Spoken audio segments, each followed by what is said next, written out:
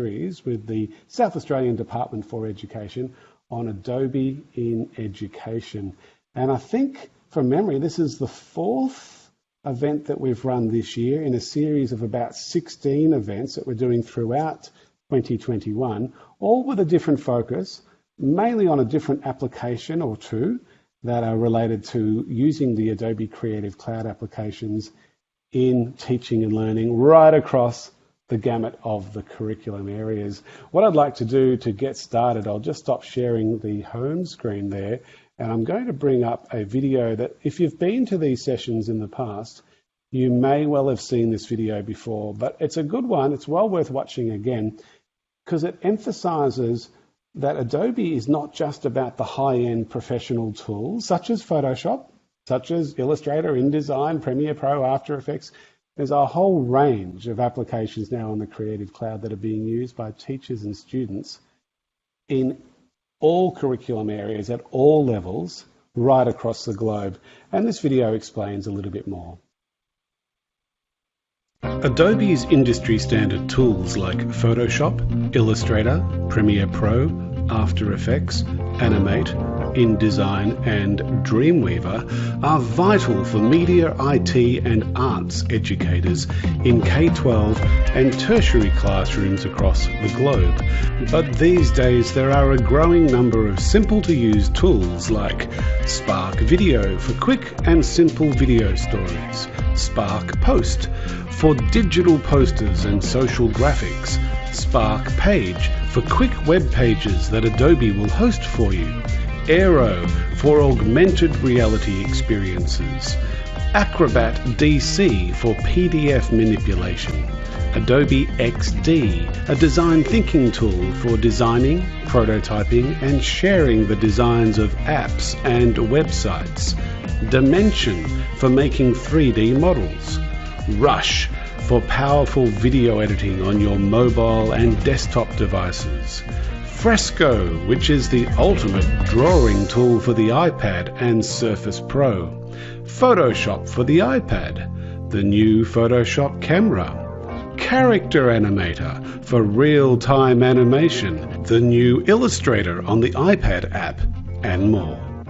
These apps are being used by maths and science educators, English and humanities teachers, law professors, health and physical education teachers, and in any K-12 or tertiary curriculum area that is looking to add an extra level of engagement and creativity into the learning and teaching process. Get to know these apps through the Adobe Education Exchange, which is getting close to 1 million members across the globe with a wide variety of new, free online self-paced courses and resources for educators. The Adobe Education Exchange is made by teachers for teachers. It's a great way to learn how and why Adobe tools are so beneficial in all curriculum areas. It is also the gateway to the new Adobe Creative Educator program, which is a badging program designed for any educator in any curriculum area and level. You don't have to be an Adobe expert to be an Adobe Creative Educator. We do hope you enjoyed this session.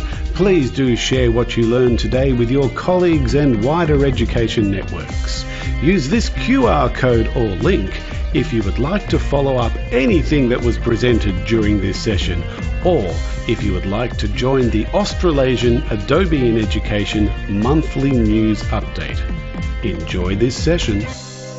There we go, folks. Now, I have put some of the links that were mentioned in that video, I've put them into the chat for those of us who are live together. Those of you watching the recordings, I will be going through some of those links again later on, just in case you missed them, just in case they're interesting for you, and they should be because they're pretty amazing links. And we'll talk about some of those resources a little bit later on. But this session is all about Photoshop. Let me bring up my main holding slide again. Photoshop tips and tricks for teachers in all curriculum areas. We're going to make this a bit of a hands-on experience. I'm about to give you a link that gives you access to some photos that we're going to work with, and it's from a Google Drive, so I'll just get that link up in a minute. there is the link to the video.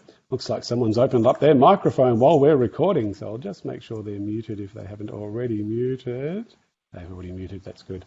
And this link here that I've put into the chat, that gives you access to that video if you're interested in finding out a bit more and wanted to rework that video again, because there's a lot of information in that.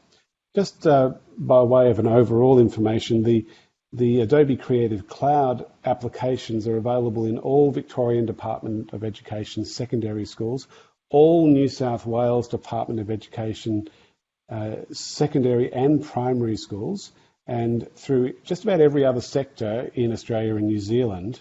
It's a similar situation to what you have in South Australia, where the school has to opt in to have an agreement with Adobe, and that's how you get access to your Creative Cloud applications.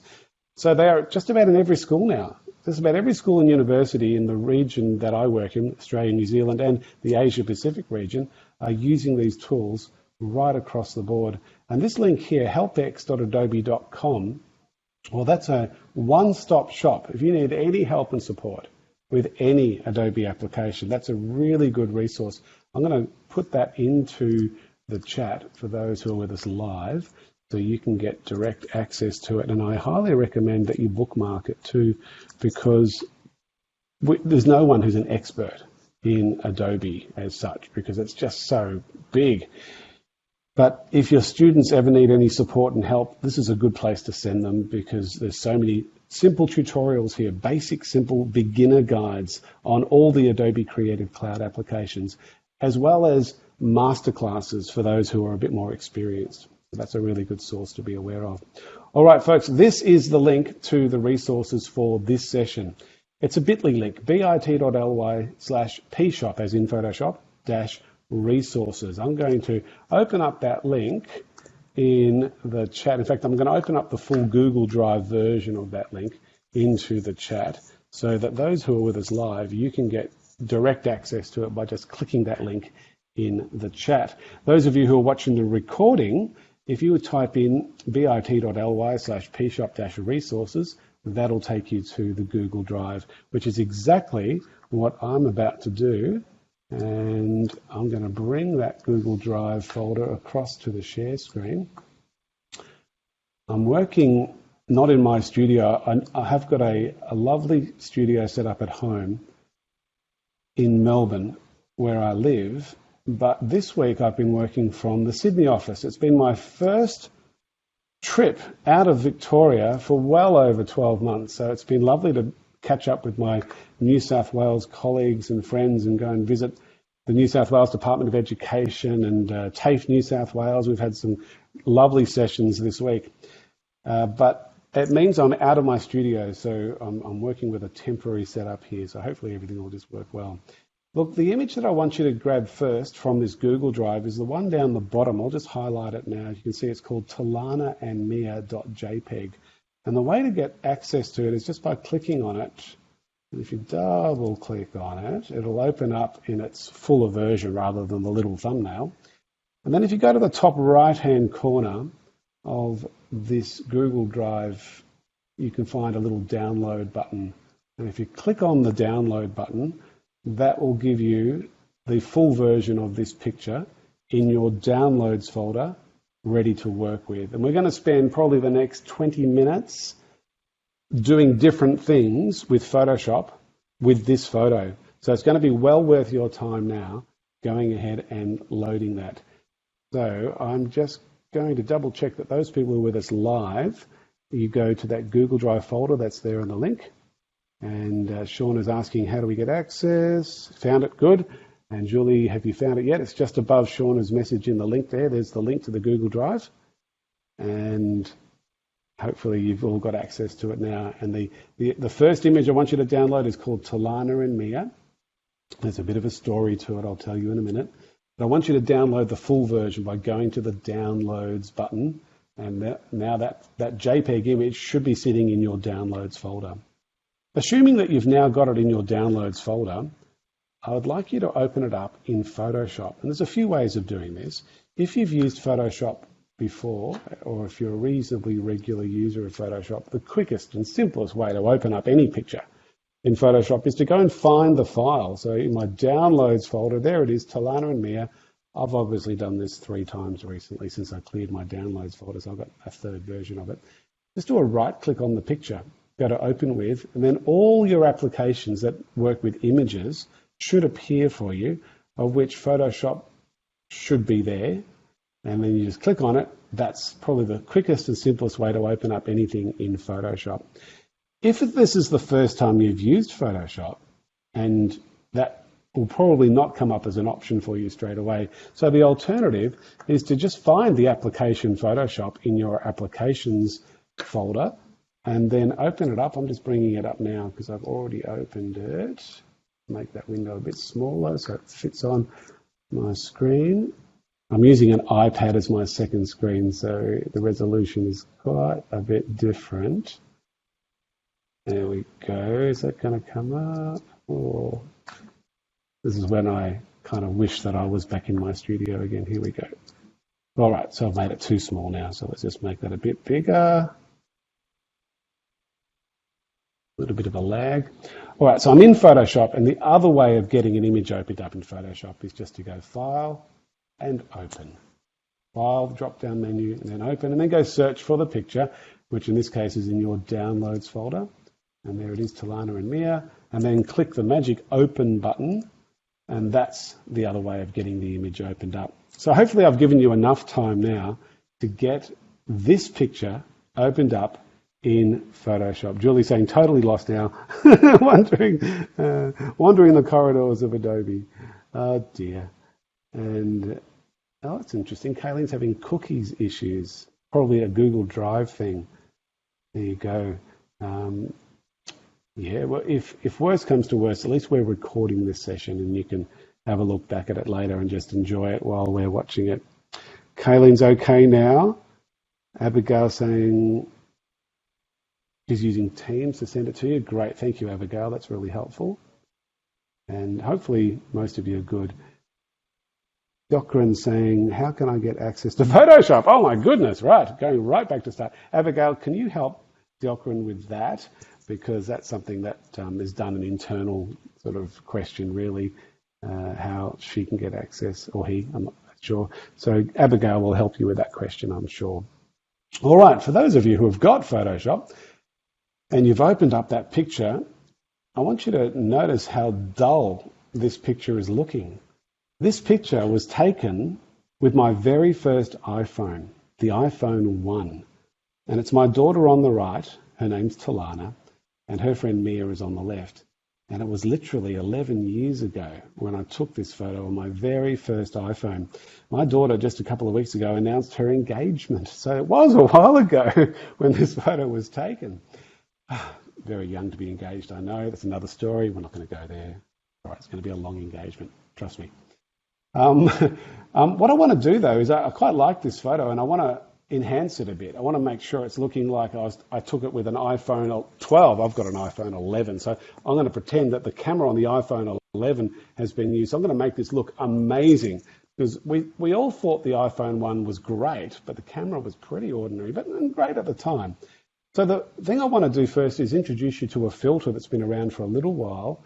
And if we go up to the drop-down menu called Filter, and you'll notice there is a whole bunch of filters you can work with. The one I want you to open up is this one here called Camera Raw Filter. If you click on that one, you'll find another window will open up called the Camera Raw window. I'm just going to bring that across to my iPad second screen, which again is out of resolution, but I'll just make it a little bit smaller.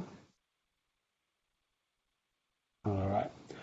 Now you can see all the different settings that appear with this filter. And you may know what these settings do. You may not know anything about them. But we've got a button that I love with so many Adobe applications. It's called the Auto button. Whenever you see the Auto button, use it because it applies what's called Adobe Sensei, which is our artificial intelligence engine. And it means you don't need to know what all those settings do. And as soon as I click that Auto button, watch what happens to my picture.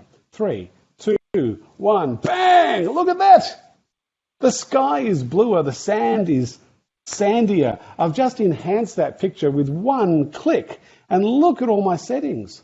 They've all been adjusted for me, thanks to Adobe Sensei. And that is our artificial intelligence engine. Let me do it again. Let me go through that whole process in case you missed it the first time. I'll just cancel that. So we're back to the original version. I went to the filter drop-down menu. I activated the camera raw filter. It brought across this window, and then I looked for this magic button called auto. And as soon as I click it, 3, 2, 1, bang! Suddenly everything is just looking amazing. And hopefully that's worked for you as well. So that is a great way to enhance any picture that you've got that isn't quite looking like it probably should, and getting all those settings adjusted automatically without you needing to know them. So let's assume that that's all good. You can fine-tune them if you want to. Let's assume that you're happy with that, and then just go ahead and click the OK button down the bottom right-hand corner. And when you do click OK, it applies all of those filters, and instantly my photo is looking amazing. There are some problems with this photo though. When I took this photo all those years ago, I was not standing on a level surface. I was kind of standing on the sand, and I'm on a bit of an angle. So the next thing we're going to do is we're going to quickly straighten the photo. We're going to use a bit of Adobe Sensei, a bit of artificial intelligence, to get this photo looking a lot straighter. So what I want to do for this is I want to make sure I'm in the cropping mode. And you'll notice a whole bunch of tools that are on the left-hand side. And some of them you'll be familiar with because you've probably seen those tools in a range of Adobe applications. Some of them you might not know, but the cropping one is about the 1, 2, 3, 4, 5th tool down from the top. It looks like this, called the cropping tool. And have you noticed that now when you hover over these tools, you get a little video, you get a little animated video about what the tool actually does. That's really handy. If you're not sure what a tool does, you can get a quick look at it just by hovering over it.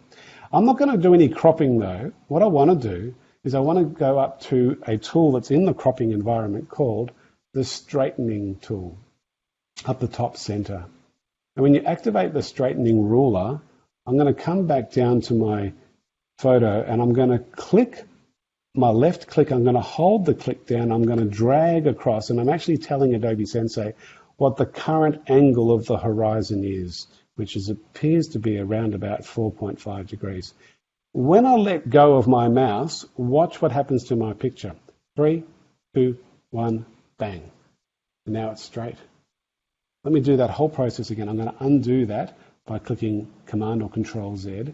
And I'm just going to go back and just check that you've got that. You were in the cropping mode, the cropping tool. I've clicked the straightening ruler option, and then I click, hold, and drag a line across, telling Adobe Sensei what the current angle of the horizon is. And then as soon as I let go, bang, it straightens it. But sometimes when this happens, I get these gaps. And I'm just going to, it didn't happen this time. It may have happened for you. But sometimes these gaps appear, and I could just crop out those gaps. I could grab these little handles and literally go in and crop out all the gaps.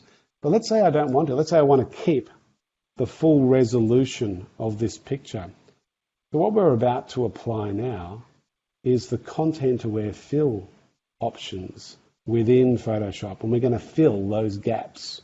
We're going to fill those gaps with new sand, new clouds, new sky. We're going to get Adobe Sensei to actually populate those gaps with what it thinks is appropriate content. Let's see how we go. The way to do that is to go up to the top center of this picture, and you can see in Photoshop there is a button here called Content Aware. And if you do the little tick box next to the word Content Aware, and then come across a bit further to the right to the actual big tick. And when I click that tick, it's now thinking about it. It's thinking, it's interpreting what those gaps should be. And 3, 2, 1, bang! There we go. New sky, new sand, new sky, new sand. All those gaps have been filled with new content. It's automatically added what it thinks is appropriate. That's pretty cool. But that's using artificial intelligence to enhance your picture with new content. We're going to apply some more ways of doing content-aware fill in a minute. But let me go through that process again in case you missed it. I'll undo it, and I'll just do the straightening again because it looks like it needs that. And see those gaps have appeared.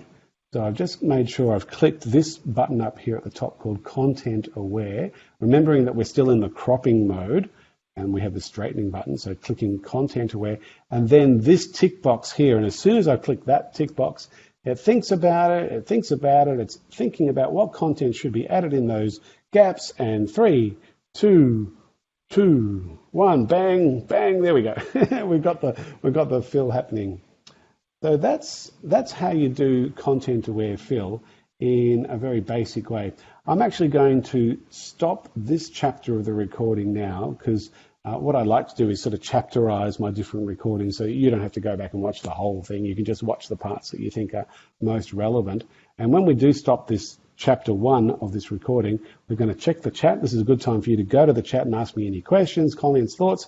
And then in the next chapter, we'll have a look at a few other features that we can apply to this photo with Photoshop. Chapter 2 of this session with the South Australian Department for Education, and we're looking at Photoshop tips and tricks.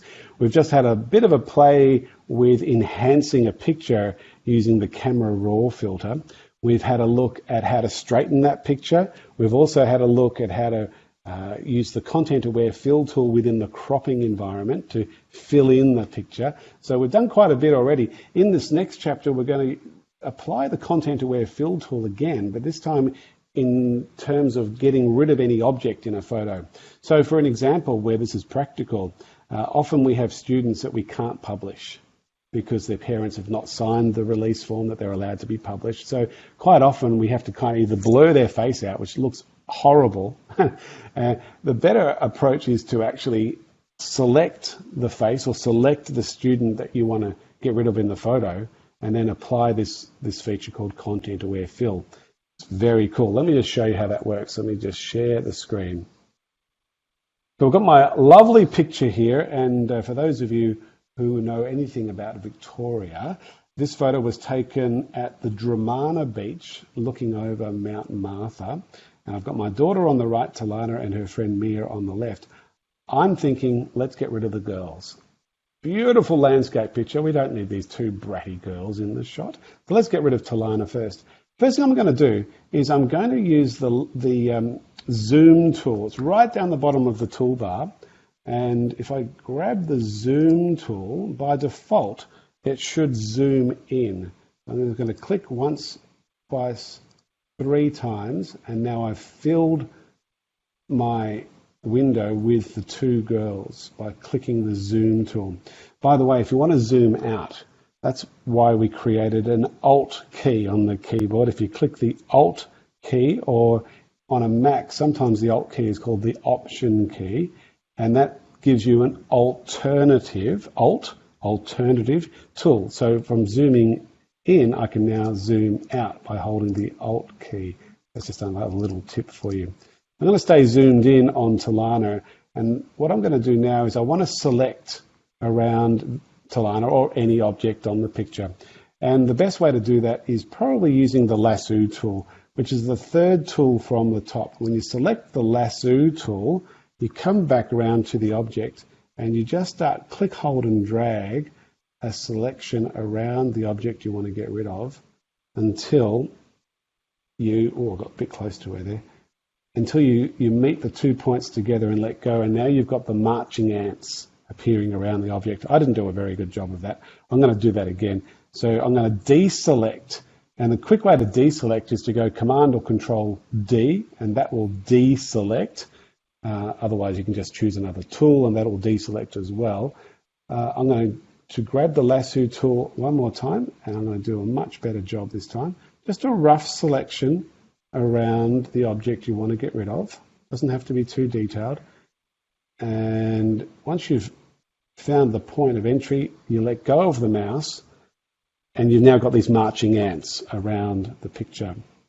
In the past, when we had to get rid of objects, before we had this artificial intelligence engine, it was a really time-consuming process of literally painting out all the different pixels, and it took ages, and people just didn't bother doing it.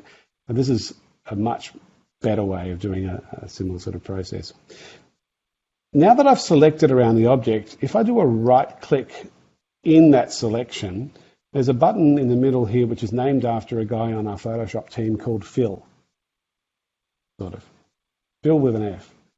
If you click on the Fill button, you will get another window appearing called the Fill window, and by default it goes to Content Aware because you've selected something. And all I need to do now is click the OK button. Watch what happens when I click OK. 3, 2, 1, bang, she's gone. It's filled in everything that I've selected, and it's replaced it with new water, new sand. Even a shadow has been added to as well where she was. It's just incredible, the power here. Let me just do that again. I'm going to undo, and remember I've selected with the lasso tool around the object. I've done a right click and I've selected the Fill tool, and then I've just clicked OK. 3, 2, 1, bang, she's gone. And that's what I love about it. But sometimes when you apply the Content Aware Fill tool that way, sometimes you don't get exactly what you want. Sometimes when I've actually done this as a demo, I've had little bits of Mia appearing inside where Talana was, and that's not a great object, especially for Mia when just her elbow appears or something like that. So there is another way of doing this where you get more control over what you're going to fill with. So what I'm going to do is now show you that other approach. I'm going to deselect what I've just done here. So Control or Command D. I'm now going to select Mia.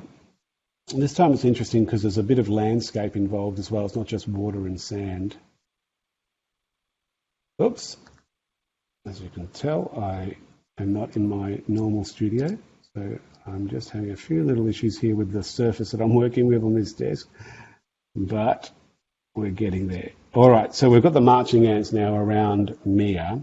And this time, instead of doing right-click and fill, what I'm going to do is I'm going to go up to the drop-down menu called Edit and come down about halfway down to this option here called Content Aware Fill. And when I click on that option, we should get a window that gives me, and I'll just see if I can adjust, and I can't really adjust that.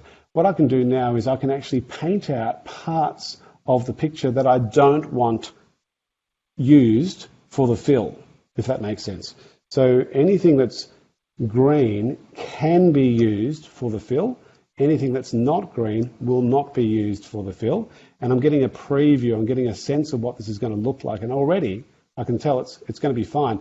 It's already kind of cloned that splash, which is okay, that's fine. Although if I get rid of the splash, see what happens now. There we go. So it's taken that out, although it looks a bit warped now when I do that. So I'm going to undo that.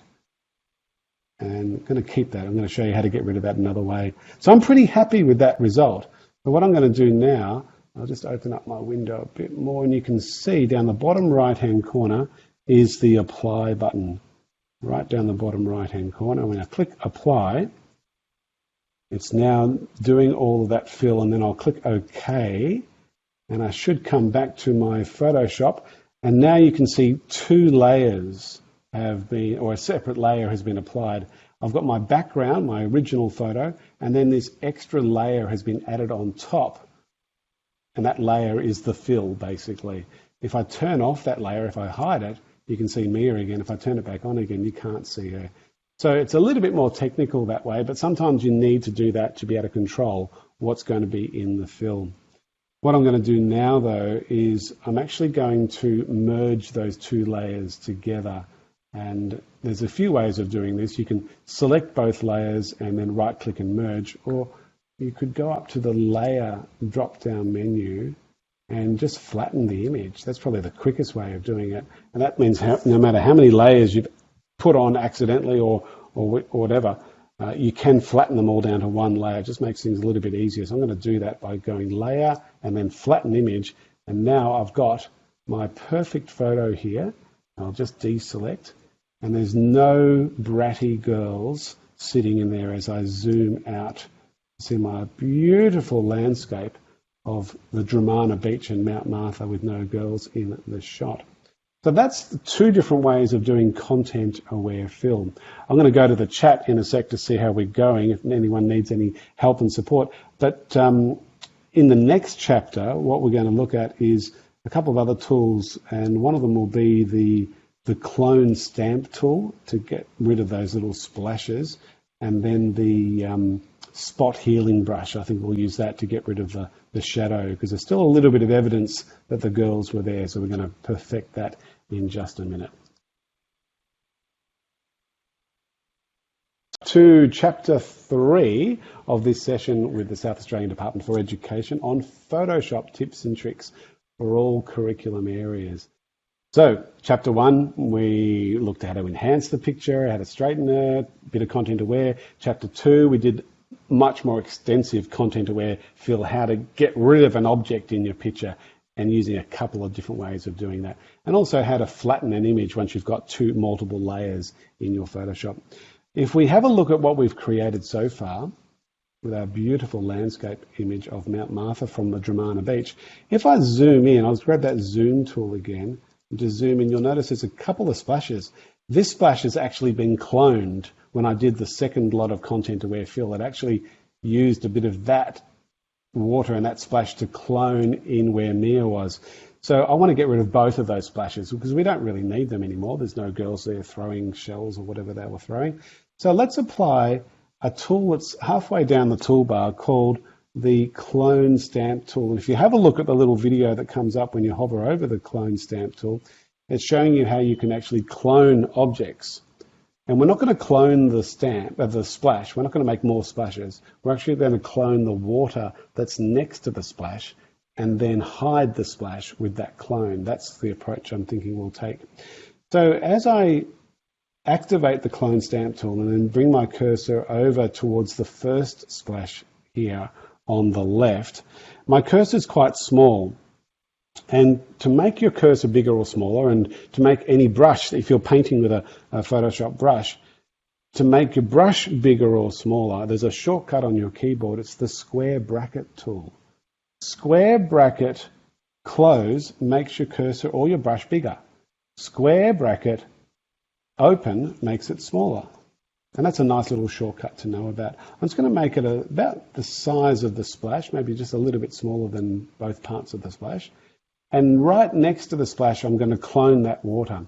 To activate the clone, hold down the Alt key or the Option key, and then do a left click. Now I've done the clone. You can let go of your mouse, let go of the Alt key, and then you can just start stamping with your left click of your trackpad or your mouse.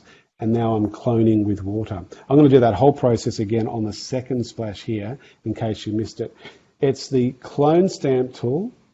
It's going over to the part of the water that you want to clone, holding down the Option key or the Alt key, and then doing a left click. So that's activating the clone, and now you can just paint or stamp just with your left click and paint with the texture of the water until you've got the desired result. So hopefully that's been helpful for you. I've done that twice, so if you've missed it, you can always go back and watch the recording of that. And that's how I'd activate the clone stamp tool. So if I go back to my zoom tool and zoom out, I don't know why it's still hovering over the clone. There we go. My picture's looking great. I've got rid of those splashes, but I've still got some evidence that there were two young bratty girls there, and that's because of this shadow of Talana that's sitting in my sand. I'm going to zoom in on the shadow. And before it gets too pixelated, I'll just zoom out again, probably about like that. That'll be fine. And I'm going to apply a brush called the Spot Healing brush. And it's pretty much the same technology. It's just like a content-aware fill tool, but within a brush. And that's quite handy. And that tool is available just here. And it's the 1, 2, 3, 4, 5, 6, 7, 8th tool down from the top, the Spot Healing brush, and you get a little video of what it's going to do for us. If I activate the Spot Healing brush and then come over to the sand and just start painting with it, it's now creating new sand, new water, and it's getting rid of the shadow that was there. It doesn't look great, but if I do zoom back out again, that's looking pretty good. And there's virtually no evidence now that there were any girls. Let me just do that again. I was going to undo what I've just done. You notice with the latest version of Photoshop, you can undo as many times as you like. If you've got an older version of Photoshop, you couldn't do that. You actually had to go into this tool up here in the top right-hand corner of the window called the History tool, which is well worth knowing about. You can see you can go back and forward in history to all the things that you've done. And we had quite a lot of feedback from people saying, why can't you just undo? Why can't you just undo like every other application can? So we eventually said, yeah, all right, that's fine. And it was about 2 versions ago that we allowed you to just undo like you can. But you can turn that off if you didn't like it, so you still can go back to the original. But the History tool is really good because you can go literally forwards and back and look at all the different things that you've applied and then jump, rather than undoing in sequence, you can jump right to that point where you want to go back to. So that's worth knowing. That's called the History tool. But to just verify again what I did with the spot healing brush, I activated it by clicking on that spot healing brush tool, and then I just painted over the area that was a shadow. And now it's no longer there. Wouldn't it be great to have a spot healing brush for real? Like when you spill breakfast on your shirt, to be able to... Anyway, that's just maybe one day. Maybe they'll make an app for that in the future. Who knows? So I'm pretty happy with that. I've got that all sorted. There's no sign that the girls were there. I've got a beautiful landscape picture. I'm going to stop this chapter because the next chapter we're going to show you how to export this picture in various formats, how to export it ready for print, how to export it ready for an online purpose. And that's a really practical tip for any classroom teacher these days.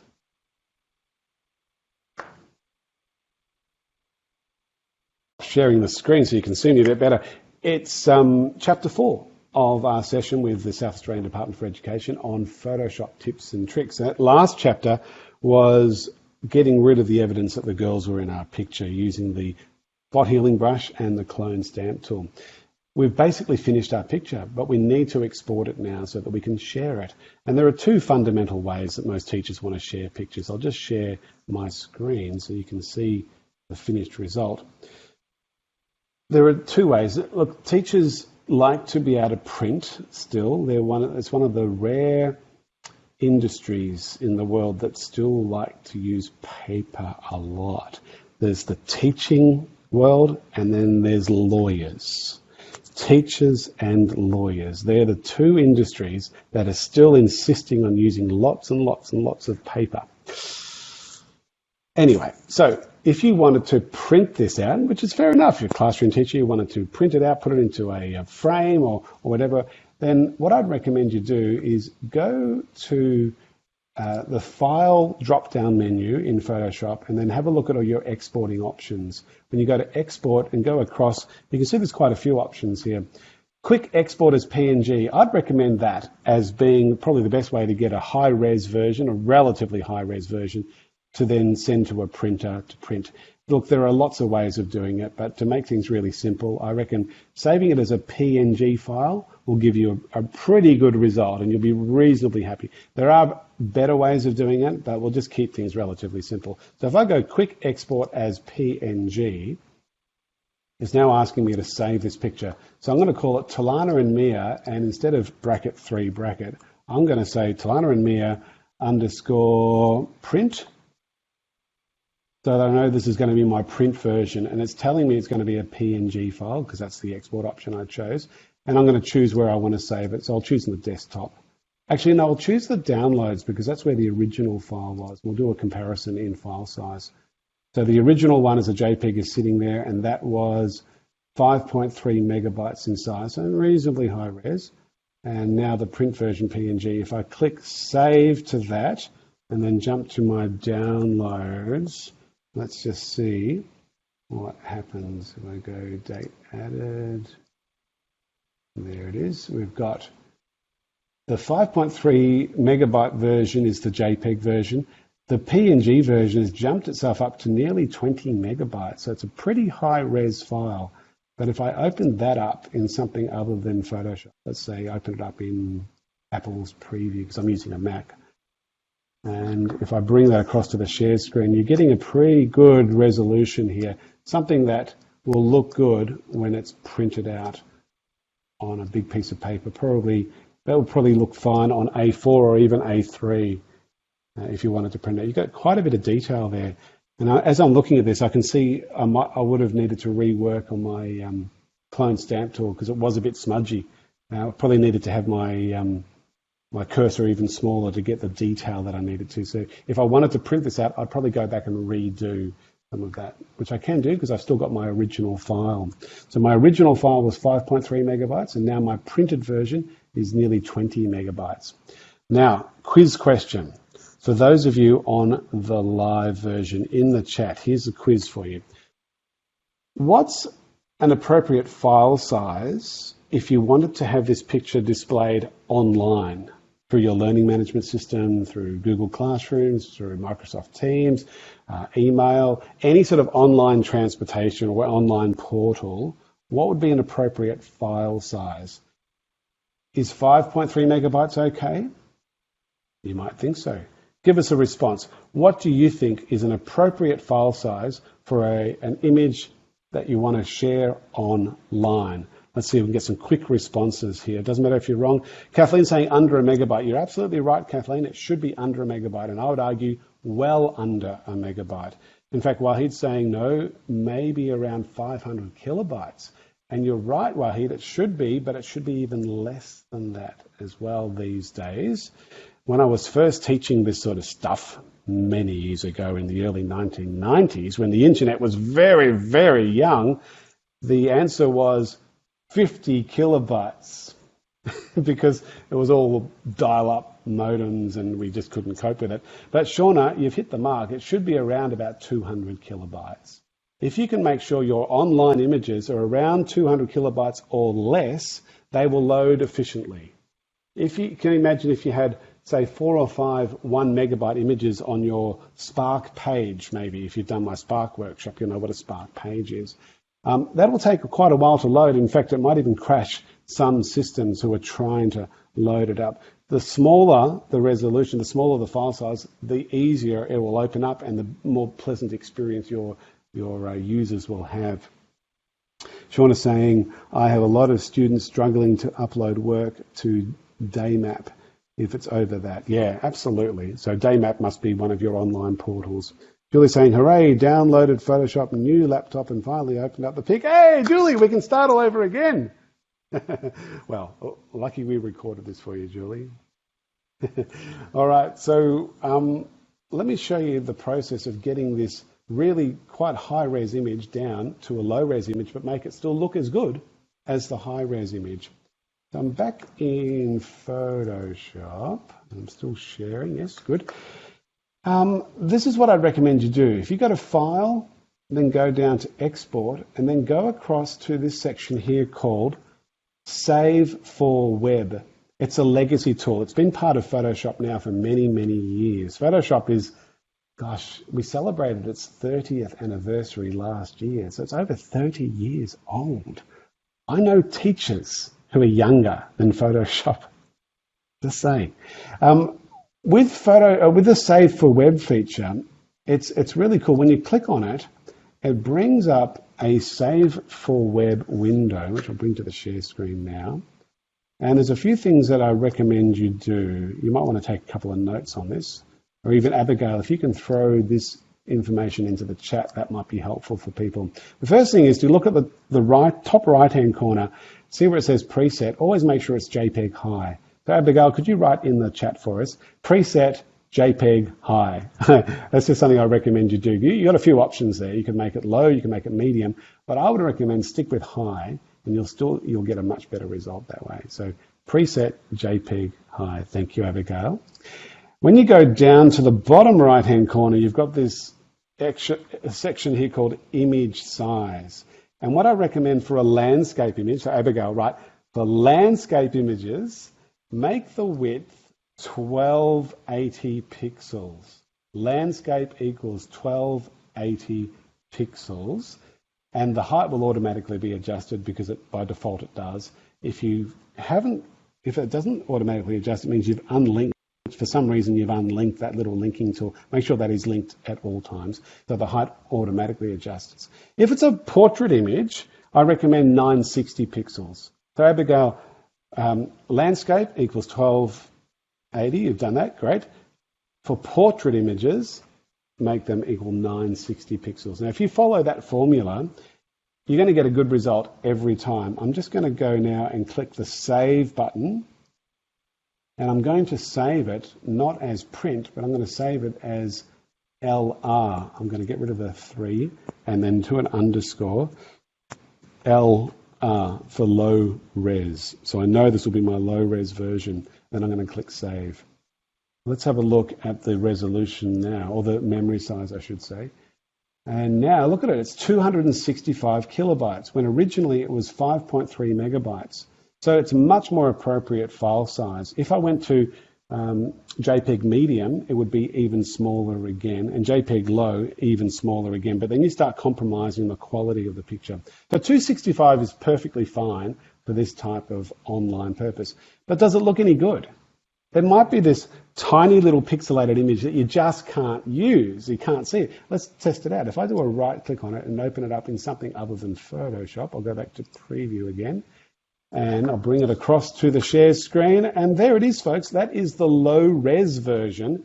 And I'm looking at it on a Retina screen on my iPad. And I tell you what, I can hardly tell the difference between that low res version and the high res. That's the 20 megabyte version. And that's the 265 kilobyte version that will load in a fraction of a second. And that's the power of Photoshop. It has these incredibly powerful image compression algorithms in the background that have been created by some very clever people. I've met quite a few members of the Photoshop team. I usually get to go to San Jose, California about once a year when we're allowed to travel. And they love it when I go there because most of them come from India and they love talking cricket. They just don't get the chance to talk cricket to anyone. So when they hear that I'm there, they find me and they want to take me out for lunch, and so we can talk about how good Virat Kohli is. Yeah, it's fine. I'm happy to talk about him. And it's great. But I tell you what, these guys, they know so much about compression algorithms, and they make Photoshop this incredible product for this type of purpose. They're not necessarily the greatest people to go to parties with because this is all they talk about, but they really know what they're dealing with. So let me just reiterate that again. It is, I'll go back to Photoshop, it is File, Export, Save for Web, and then just adjusting it to JPEG high, or if you really want to go lower, you can go to JPEG medium. I wouldn't go any lower than that. And then 1280 for landscape, 960 for portrait, then click Save and just rename it into a low-res version. And that will get you a good result every time. Look, just before I close this chapter, because we're still on compression of images, there is another process which I'll just quickly show you now as a demo to do your image compression. Let's say you've got 100 images that you want to compress really quickly. So we're going to do like a batch compression process. So you've just been out to the sports, the school sports, and you've literally taken with a DSLR camera 100 pictures or more. And about 60 of them you want to use in your school website the next day. So this is a great process. Rather than going through that Save for Web for every individual photo, I mean, that's crazy. I tend to do that process when I've got my hero image, my main image at the start of my Spark page or at the start of my WordPress blog, or the most important image. But all the other images, I tend to do this process. And that is by going to File and then down to Scripts, right near the bottom of this drop-down menu. Then going across to Image Processor. When you do that, you get a window that says Image Processor, and you can then follow the steps. Step 1, select the images to process. So you might have a whole folder of these images that you want to work with. What I'd recommend is have 2 folders, one for your landscape and one for your portrait. So let's say I've selected my landscape images. I'll see what I've got. I might have, let's say this is my folder here of all my landscape images, which are all well over a megabyte in size. And that's that. Then I could select the location to save those processed images. So I could choose the same location, or I could choose my desktop or another location. What's going to happen is going to automatically generate a folder called Jpeg, and inside that folder will be all of your low-res versions. Just check the directory, make sure I'm happy, I know where it's going to be. And then step 3, save as Jpeg, make sure that's ticked. Quality I recommend about 8, and there's my resolution. 1280 by 960 for landscape, and then swap those two around for the portrait folder, and then click Run. I'm going to put these into my desktop just for the sake of doing this, and then click Run. And literally, by the time you've gone to your desktop, all of that compression should have basically been done. So I'm going to go to my desktop now. And on my desktop is a folder called JPEGs, and inside that folder are all of those pictures, now at around about 200 kilobytes. So they were nearly 5 megabytes, and now they're well under, and that whole process has been done in just seconds, as opposed to going through the steps. So there's just a couple of ways of getting your image compression happening. Now, I'm not going to go through that again, because you can watch the recording on this chapter, chapter 4, I think we're up to. In the next chapter, we're probably going to open it up to the people who are with us live to ask some questions and anything that they ever wanted to know about Photoshop, and then I'll see if I can help them out and show them. Not that I'm a total expert in Photoshop.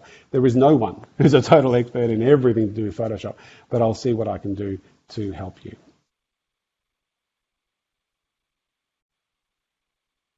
Department for Education on Photoshop, and I've opened it up to the floor, to the people who are with us live. And Lisa has asked, how do you add something? We've already looked at how to remove something from a photo. Let's now add something. So what we're going to do now is I'm going to get a picture of myself, and I'm going to just crop away me, so it's just me and not my background, and I'm going to bring the picture of me into the landscape that we were working with before. So let me share my screen. First step, I need to find a picture of myself, and I do happen to have plenty of them. It doesn't surprise you at all.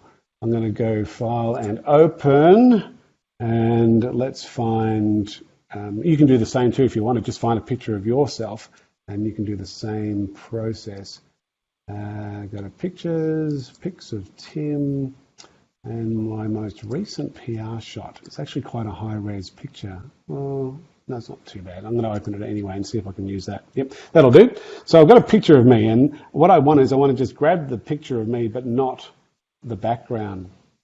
And the quickest way to do that is use a bit of artificial intelligence. So let's hope that you've opened up a picture of you and you can apply the same thing.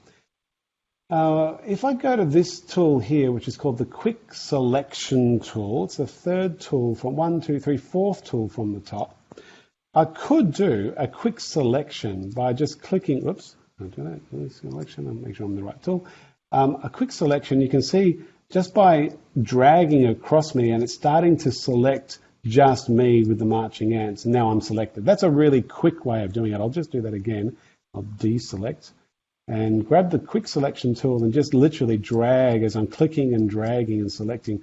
The only problem with this approach is sometimes it doesn't pick up everything, and when you go to copy and paste that in, you've kind of missed a whole section of you. So I want to show you another way of doing this, because that's a good way of doing it, but a more efficient way, or even a quicker way, is we have a couple of new tools now in the quick selection mode. One's called Select Subject, one's called Select and Mask. If I click this button here called Select Subject, it should, using a bit of Adobe Sensei, try and pick up what is the most important part of the picture and then just select it. Let's see what happens. 3, 2, 1, bang, done. I'm selected. It's just assumed that the picture of me was the most important part of the picture, which it should be, it is. And then it's just done a perfect selection, well, almost a perfect selection. In fact, in this case, it has pretty perfect selection, but if you've got frizzy hair, which I haven't got, it may not be that perfect. So what you'd do then, after you've hit that Select Subject button, you would, just get rid of that, don't need that, go to Select and Mask. And this is pretty cool, because what you can do now is you can grab your Zoom tool, which is sitting there in the toolbar, zoom right in on what was selected, and this button up here in the top left-hand corner called the Refine Edge tool, you can actually go and just select through, I'll just make my cursor a bit smaller, select through your fuzzy hair, and it does refine the selection process and make it absolutely perfect.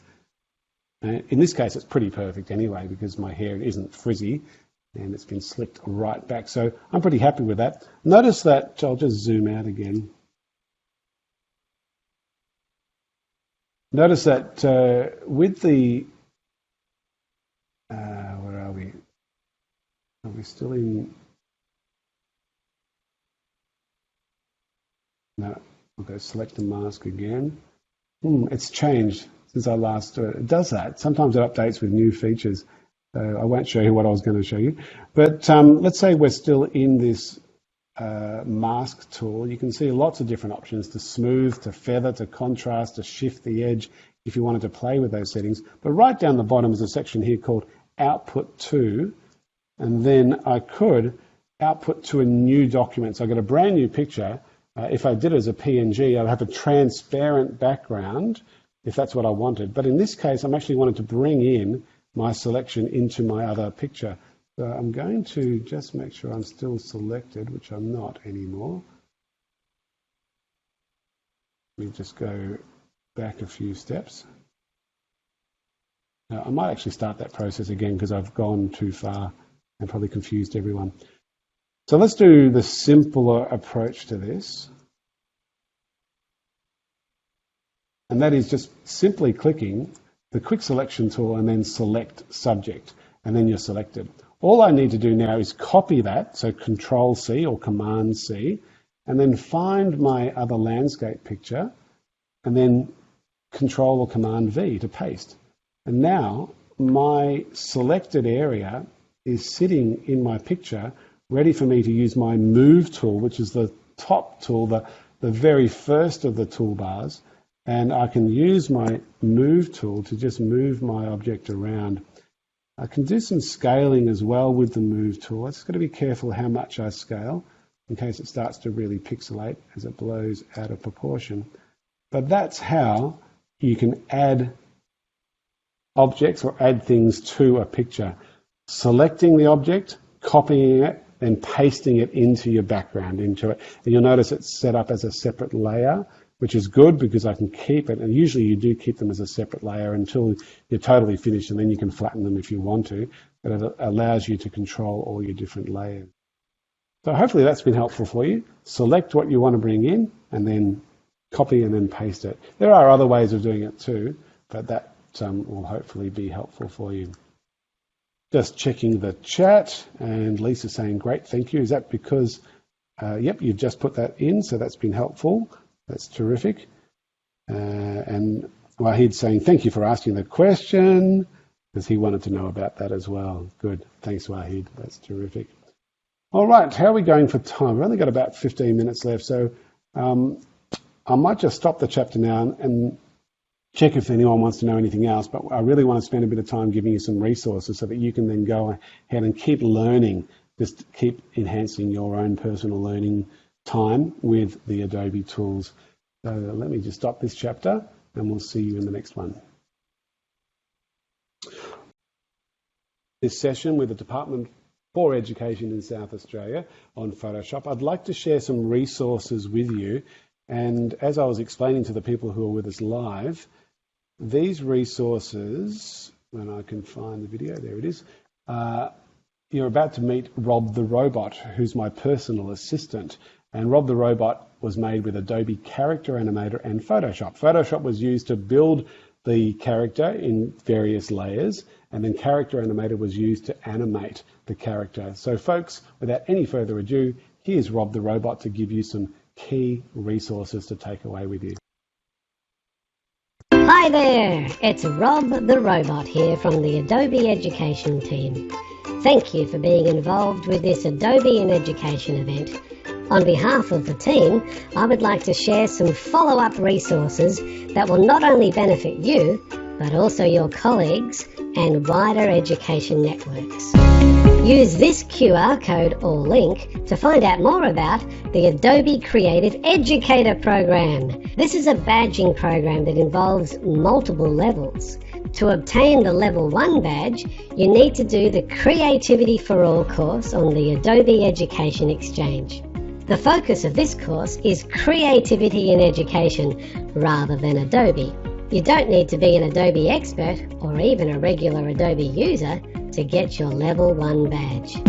Inject Creativity Live is a live and on-demand show on the Adobe for Education YouTube channel. It is recorded every second Wednesday evening at 6:30 p.m. Australian Eastern Time during the school terms. Each show features a practical demo from a teacher who is an Adobe education leader. The demo is of a practical Adobe application and how that teacher is using it in the classroom. Each show also features a thought piece from a leading education thought leader. The show also features me. Let your colleagues know about Inject Creativity Live and join the live audience every second Wednesday night. This QR and link take you to our contact form. Use this form to make sure you are on the email lists for our monthly updates for Australasian teachers.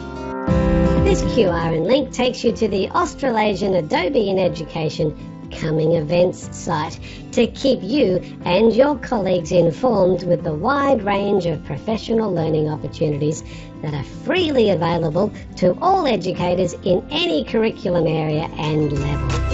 We hope you enjoyed this session.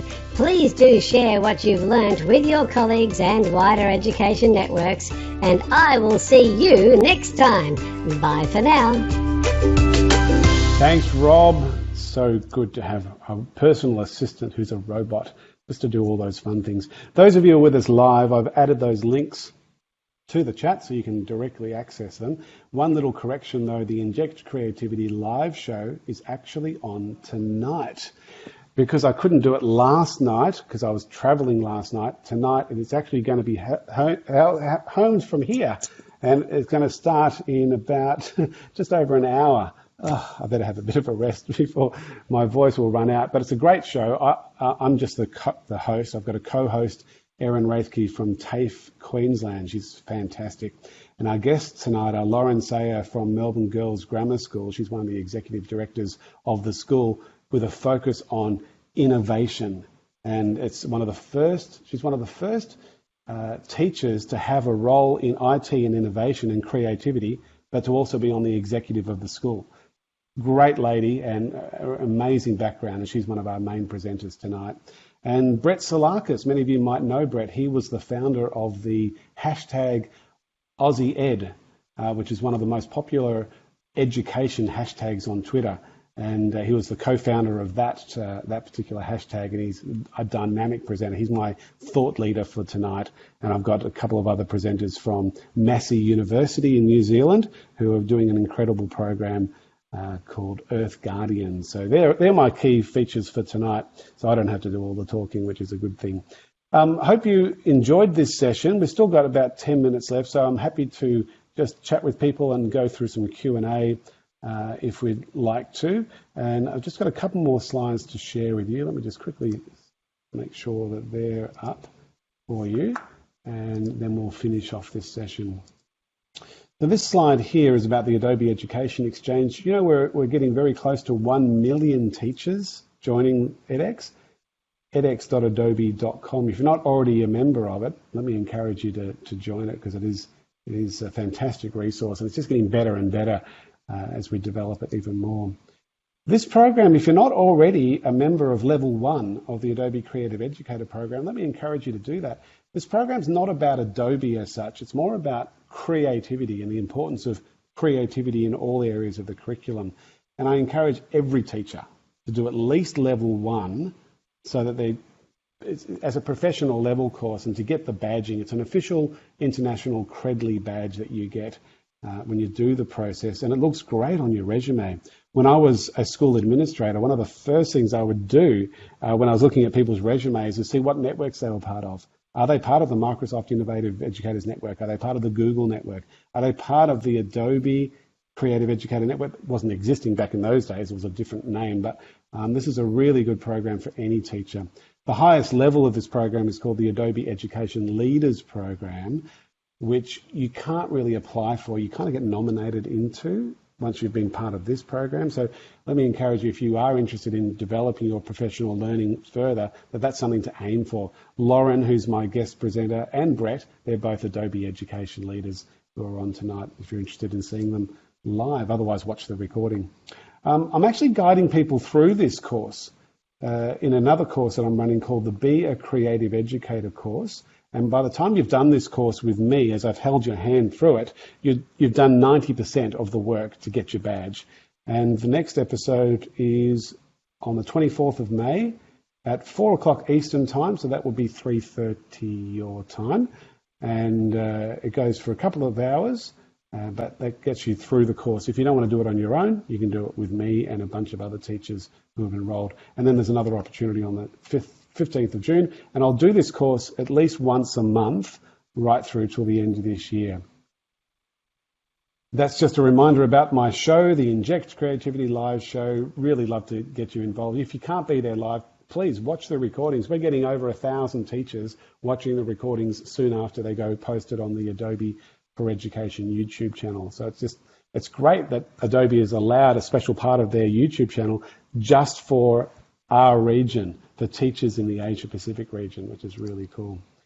And just as we close, Sir Ken Robinson, who I've met on 3 occasions, was my guru, and very sadly we lost him last year. In his TED Talk in 2006, which was the most watched TED Talk ever in the history of TED Talks, he said, we don't grow into creativity, we grow out of it, or rather, we get educated out of it.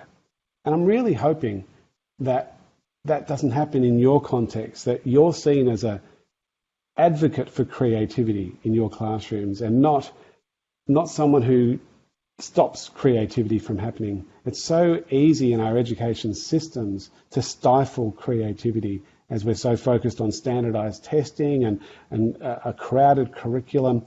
But even though we have so much we need to do as teachers, there's always room to be creative, even at Year 12 level. I taught Year 12 for 10 years, and every year I would have, in my internal assessments, I'd have an X factor mark. 10% of the result was an X factor. If you made the hairs on the back of my neck stand up, then I'm going to give you that extra 10%. And that's just one way of measuring creativity, of encouraging students to think outside the square and to be creative.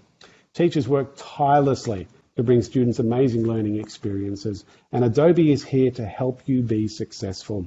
So you can be part of my monthly newsletter if you go and scan that QR code or go into that bit.ly link. Also, there's a feedback form that the Department for Education would love you to do, and that's the link there. Abigail, if you're able to get that link into the chat, that would be helpful for everyone. Notice that the next session that I'm doing is on the 1st of June, and that's on Premiere Rush, which is a brilliant video editing tool. Nothing as complicated as Premiere Pro, but certainly a step up from Spark Video, and available on iOS, on Android, but also on your laptop and on your desktop as a really powerful video editing tool for people on the go, like students and teachers. And just note that if you want to get a certificate for this particular course that you've just done, you will need to do the feedback form. And it says sign in using your Learn link account. Abigail will probably give you some more information on that if she needs to. But other than that, we are just about at our finishing time, and I want to thank those who have joined us live for being part of the discussion and helping us during this session, and hopefully it's been helpful for you. Those who are watching the recording, join us live next time. It's so much more fun when we can interact with you, and I look forward to seeing you at another session. All the best. Bye-bye.